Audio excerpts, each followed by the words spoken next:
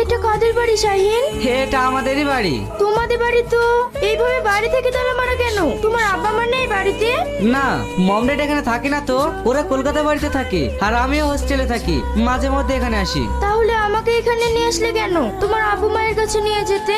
আরে নিয়ে যাবো তো, কয়েকটা দিন এখানে থাকো, তারপর বিয়ে করে তোমাকে ওখানে নিয়ে যাবো। সত্যি তুমি আমাকে বিয়ে করবে তো?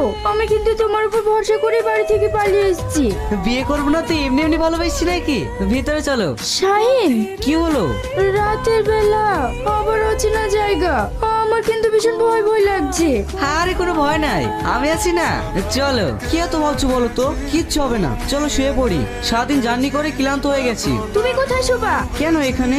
না না, বিয়ের আগে এক জায়গায় থাকা ঠিক না। বিয়ের আগে পর্যন্ত আমরা আলাদাই থাকবো। কি পাগলের মতো বকছো? আমরা তো বিয়ে করে ফেলবো, এখন যেতে থাকলে সমস্যা কোথায়? প্লিজ তুমি বোঝার চেষ্টা করো। তুমি আমাকে বিশ্বাস করো না তাই তো?